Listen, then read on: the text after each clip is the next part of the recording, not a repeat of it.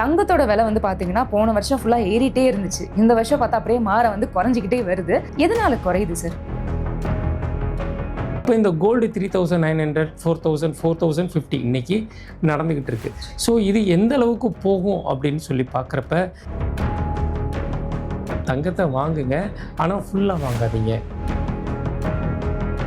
So market வந்து இப்போ வந்து சப்ளை ஜோனுக்கு வந்திருக்கு. ஸோ இந்த இடத்துல எல்லாருமே நீங்கள் போயிட்டு அக்குமுலேட் பண்ணலாம்.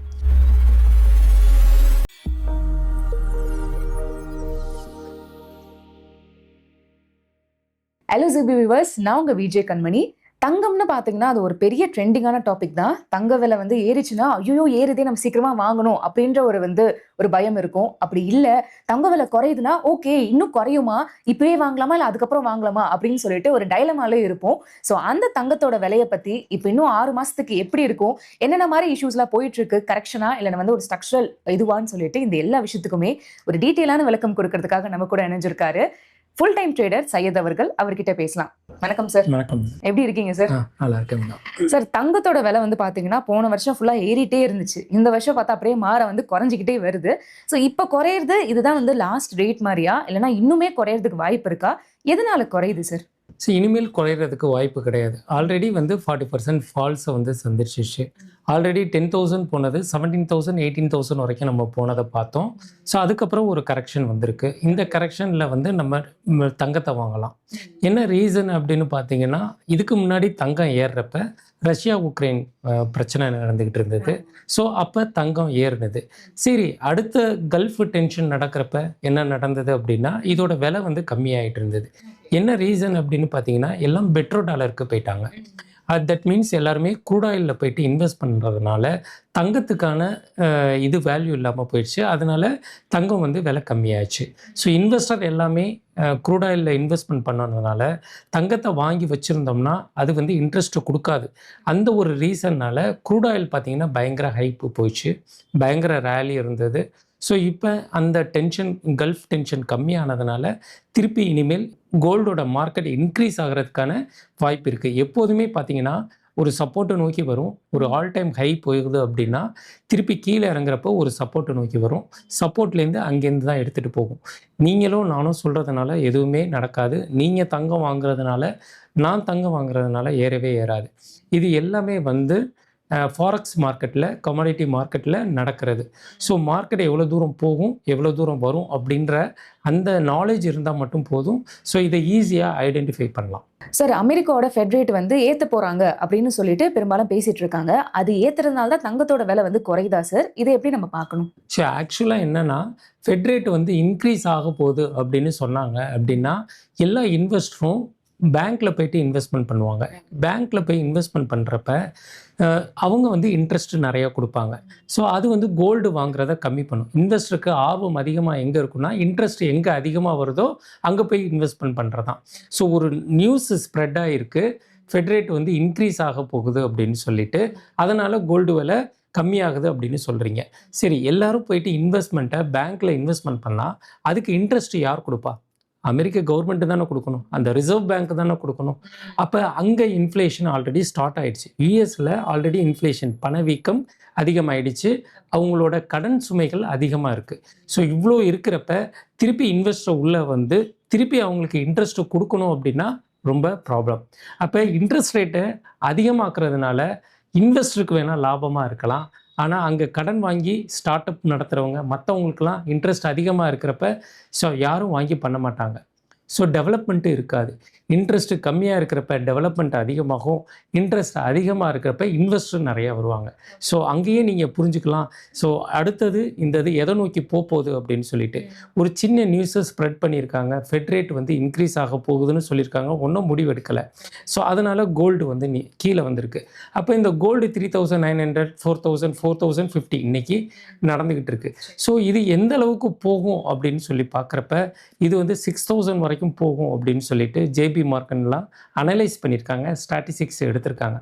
என்ன ரீசன் அப்படின்னு பார்த்தீங்கன்னா, யூஎஸோட டாலர் தான். ஸோ டாலருக்கு எகெயின்ஸ்டாக டீடாலரேஷன் ஆல்ரெடி ஆரம்பிச்சிட்டாங்க. பிரிக்ஸ் நாடுகள் கூட்டமைப்பு வந்து ஆல்ரெடி வந்து டாலருக்கு எகெயின்ஸ்டாக நான் வந்து க்ரூட் ஆயில் வாங்குறது எல்லாமே வந்து அவங்களோட சொந்த பணத்தில் ரஷ்யா, சைனா, இந்தியா மாதிரி கண்ட்ரி, இவங்க எல்லாமே வந்து டாலருக்கு எகெயின்ஸ்டாக அவங்களோட சொந்த பணத்தில் பண்ணுறதுனால தான் இந்த ஜியோ பாலிட்டிக்ஸ் டென்ஷன். ஸோ எல்லாரும் அவங்க ஓன் மணியில் பண்ணக்கூடாது அப்படிங்கிறது தான் ட்ரம்ப் அவங்க விரும்புகிறாங்க. எல்லாமே டாலரில் நடக்கணும் அப்படின்னு சொல்லிட்டு. ஸோ அந்த ஜியோ பாலிட்டிக்ஸ் டென்ஷன் இருக்கிறதுனால தான் இந்த ரேலி நடந்தது. அதுவும் இல்லாமல் மார்க்கெட் வந்து ஜஸ்ட்டு 10,000லேருந்து ரேலி வந்து பார்த்தீங்கன்னா 17,000 பர் கிராம் வரைக்கும் போச்சு. அங்கேருந்து திருப்பி 13,300 சம்திங் நடந்துக்கிட்டு இருக்கு. 24 கேரக்டர் வந்து 14,000 சம்திங் நடந்துக்கிட்டு இருக்கு. ஸோ இந்த ரேலியை நீங்கள் எப்படின்னா ட்ரேடாக தான் நீங்கள் பார்க்கணும். ஸோ 2024 ட்ரம்ப் ஆட்சி வர்றப்ப பார்த்தீங்கன்னா 26,000 இருந்த நிஃப்டி 21,000க்கு வந்தது. எல்லாருமே வந்து எஸ்ஐபியில் போட்டவங்க எல்லாருமே வந்து ரொம்ப பேனிக் ஆனாங்க. ஸோ அந்த சுச்சுவேஷனில் 21,000 அது சப்போர்ட் எடுத்துகிட்டு திருப்பி 26,000க்கு போச்சு. ஸோ அதே சுச்சுவேஷன் தான் இங்கே. இதை ட்ரேடராக நீங்கள் பாருங்கள், உங்களோட பர்சனலாக நீங்கள் பார்க்காதீங்க. ட்ரேடிங் ஆல்ரெடி இது போயிருக்கு, இவ்வளோ தூரம் போயிருக்கு, 5,500 சம்திங் மேலே போயிருக்கு. அங்கேருந்து ஒரு ரேலி வந்து கீழே வந்திருக்கு, ஒரு சப்போர்ட் எடுத்துகிட்டு திருப்பி இதை மேலே தான் போகும் இந்த மார்க்கெட். ஆனால் நிறைய பேர் என்ன சொல்கிறாங்க, நான் வாங்கி வச்சுட்டேன், மார்க்கெட் வந்து கீழே வந்துருச்சுன்னா, நான் ஆல்ரெடி சொன்னது தான், நீங்கள் வாங்குங்க, தங்கத்தை வாங்குங்க, ஆனால் ஃபுல்லாக வாங்காதீங்க. ஸோ ஆவரேஜ் பண்ண தான் இதாகும். ஒரு பெரிய ரேலி நடக்கிறப்ப தான் 17,000 போகிறப்ப தான் இன்னும் ஏறிடுமேன்ற ஆர்வம் வந்திருக்கு. ஆனால் கீழே இறங்குறப்ப யாருமே ஆவரேஜ் பண்ண தவறிடுறாங்க, திருப்பி வாங்குறதுக்கு தவறிடுறாங்க. ஸோ அவங்களுக்கு தான் அந்த பேனிக். 17,000 வாங்கினவங்களுக்கு தான் பேனிக். ஸோ மார்க்கெட் வந்து இப்போ வந்து ரீசனபிள், அதாவது டிமாண்ட் ஜோன்னு இருக்குது, சப்ளை ஜோன்னு இருக்குது. இப்போ சப்ளை ஜோனுக்கு வந்திருக்கு. ஸோ இந்த இடத்துல எல்லாருமே நீங்கள் போயிட்டு அக்குமுலேட் பண்ணலாம். ஸோ கோல்டு வாங்கணும்னு நினைக்கிறவங்க, ஃபியூச்சர் உங்கள் கல்யாணத்துக்கோ மற்றதுக்கோ நீங்கள் சேவிங்ஸ் பண்ணணும், இன்வெஸ்ட்மெண்ட்லாம் பண்ணணும் அப்படின்னா this is a right time to buy the gold. Okay sir. Sir இப்போ கோல்டு வாங்கலாம் அப்படின்னு சொன்னீங்களே சார், எப்படி அக்குமுலேட் பண்ணுறது சார்? என்ன மாதிரி இப்போ ஃபிசிக்கலாவா இல்லை இடிஎஃபா இல்லைனா வந்து நம்மளுக்கு பாண்ட்ஸ் மாதிரி, இதில் எது வந்து என்ன மாதிரி போர்ட்ஃபோலியோ மெயின்டைன் பண்ணணும் சார்? ஸோ இடிஎஃப்னு பார்த்தீங்கன்னா நீங்கள் வந்து 24-25 பார்த்தீங்கன்னா அதிக அளவு முதலீடு இருந்தது, தங்கத்தோட விலையும் அதிகமாச்சு அந்த டயத்தில். ஸோ இடிஎஃப்ல போடுறது உங்களுக்கு என்ன தேவைன்னா நீங்கள் ஃபிசிக்கலாக வாங்குறது ரொம்ப ரொம்ப நல்லது. என்ன கேட்டிங்கன்னா, என்ன ரீசன் அப்படின்னா உங்களோட அசட் வந்து ஃபிசிக்கலாகவே இருக்குது, உங்கள்கிட்ட கையில் இருக்குது. எப்போ வேணாலும் எங்கே வேணாலும் நீங்கள் போய் அதை மாற்றிக்கலாம், விற்றுக்கலாம், எது வேணாலும் பண்ணிக்கலாம். ஸோ ஏன் மற்றதில் போட வேணாம் அப்படின்னு நான் சொல்கிறேன். இடிஎஃப்லலாம் போடலாம். ஸோ உங்கள் மனசு வந்து சும்மா இருக்காது, அதை போய் விற்றுட்டு ஏதாச்சும் பண்ணிடலாம் அப்படின்னு தோணும். ஆனால் கோல்டு அப்படி இல்லை. வீட்டில் இருக்கிற உங்கள் ஒய்ஃபோ மற்றவங்களோ உங்கள் ஃபாதர்ஸோ இல்லை மதர்ஸோ அதை விற்க விட மாட்டாங்க. ஸோ தங்கம் வீட்டில் இருந்துட்டு போட்டோம் அப்படின்னு நினப்பாங்க. ஸோ யாருமே வந்து அதை இது பண்ண மாட்டாங்க, இன்வெஸ்ட்மெண்ட்டாக தான் அதை பார்ப்பாங்க. ஸோ நாளைக்கு ஏறும், அடுத்த மாதம் ஏறும், நெக்ஸ்ட் இயர் தங்கம் வாங்க முடியாது. ஸோ அந்த மைண்ட் செட்டில் தான் இன்றைக்கி எல்லா இல்லத்தரசிகளும் இருக்காங்க.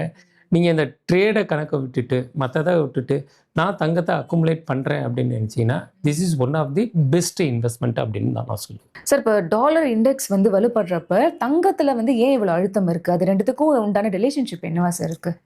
ஆக்சுவலாக என்னென்னா, இந்த டாலரோட இது வந்து அதிகமாகிட்டே இருக்குது, ஸ்ட்ரென்த் ஆகிட்டே இருக்குன்னா இந்தியன் மணி வீக் ஆகிட்டு இருக்குன்னு அர்த்தம்.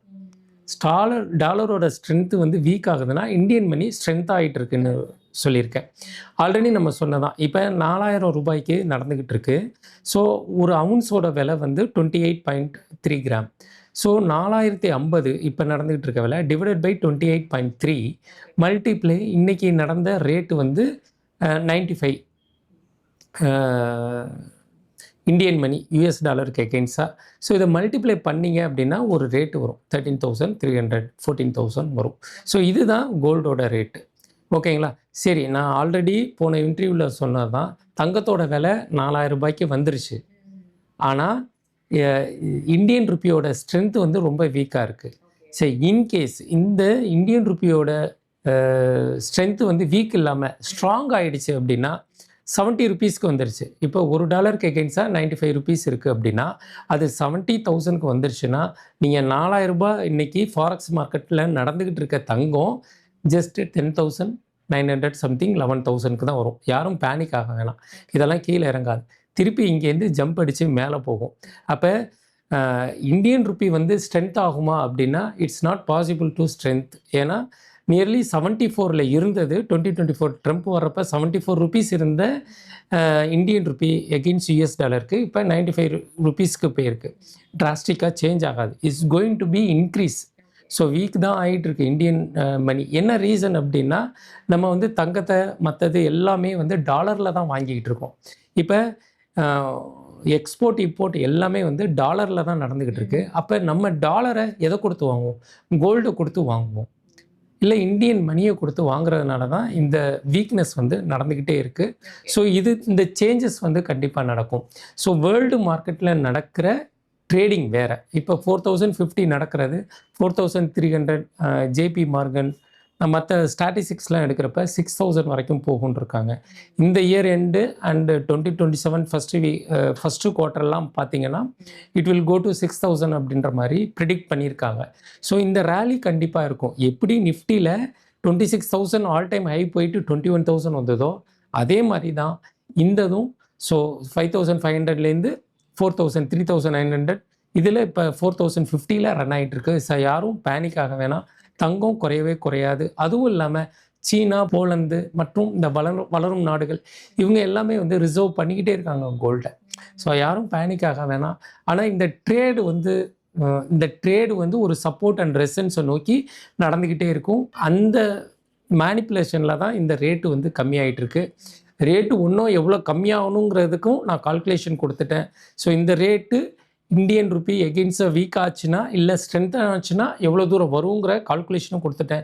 ஸோ நீங்கள் டிசைட் பண்ணிக்கலாம், தங்கத்தை வாங்கலாமா, அக்குமுலேட் பண்ணலாமா, இல்லை இருக்கிற தங்கத்தை விற்கலாமா அப்படிங்கிறத நீங்களே டிசைட் பண்ணிக்கலாம். Okay sir.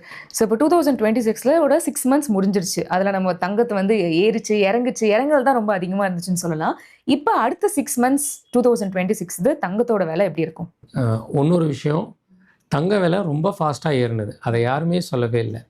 ஸோ 15,000 இருந்த நிஃப்டி 26,000 போகிற வரைக்கும் யாரும் பண்ணலை. ஆனால் 26லேருந்து 21,000 வந்தோடனே எஸ்ஐபி போட்டவங்க, மியூச்சுவல் ஃபண்டு போட்டவங்களாம் தையத்தக்கன்னு குதிக்க ஆரம்பிச்சிட்டாங்க. அதே தான் 10,000 7,500லாம் விற்றுக்கிட்டு இருந்தது 17,000 பர் கிராம் போச்சு. அதுக்கு மேலே போகணும்னு நம்ம ஆசைப்பட்டோம். அதுக்கான ரீசன் என்னன்னா, எல்லோரும் க்ரூட் ஆயிலில் போயிட்டு அந்த கல்ஃப் டென்ஷனால் எல்லோரும் க்ரூட் ஆயிலில் போயிட்டு இன்வெஸ்ட் பண்ணதுனால இதோட தேவைகள் கம்மியாயிடுச்சு. இப்போ திருப்பி க்ரூட் ஆயிலோட விலையெல்லாம் கல்ஃப் டென்ஷன் எல்லாமே நார்மலைஸ் ஆனோன்னே க்ரூட் ஆயில் விலை ஆட்டோமேட்டிக்காக கம்மியாகும், கோல்டு விலை ஆட்டோமேட்டிக்காக இன்க்ரீஸ் ஆகும். வைஸ் வெர்சா இந்த ரேலி நடந்துக்கிட்டே இருக்கும். நீங்கள் எந்த இயர் எடுத்தாலும், லாஸ்ட்டு 10 இயர்ஸ் எடுத்து பார்த்தாலும் இந்த வேல்யூ இது மாதிரி நடந்துக்கிட்டே இருக்கும். சம்டைம் வந்து ஐடியலாக போயிட்டே இருக்கும் 1 or 2 days. ஆனால் தங்க விலை என்றைக்கும் கம்மியானதா எதுவுமே கிடையாது. இது ரொம்ப நாள் கழித்து ஒரு 40% வந்து கரெக்ஷன் நடந்திருக்கு. ஸோ இங்கேருந்து ஜம்ப் அடிக்கிறதுக்கு தான் சான்சஸ் அதிகமாக இருக்குது. அஸ் எ ட்ரேடராக நான் சொல்கிறேன். Thank you sir. ஸோ கோல்டோட விலை இப்போ என்ன மாதிரி இருக்குது, என்னென்ன மாதிரி குளோபல் ப்ரெஷர்ஸ் வந்து அதுக்காக இருக்குது அப்படின்றது மட்டும் இல்லாமல் இப்போ அக்குமுலேட் பண்ணாமா வேணாமான்றதை ரொம்ப தெளிவாக அந்த வீடியோவில் சொன்னீங்க. Thank you for this conversation sir. Thank you. ஜீபு வியூவர்ஸ், உங்களுக்கு வேறு ஏதாவது சந்தேகங்கள் இருந்தால் மறக்காம கமெண்ட் பாக்ஸில் கமெண்ட் பண்ணுங்க. இந்த வீடியோ உங்களுக்கு பிடிச்சிருந்தா லைக் பண்ணுங்க. மறக்காம ஜீபு யூடியூப் சேனலுக்கு சப்ஸ்கிரைப் பண்ணிக்கோங்க. தேங்க்யூ.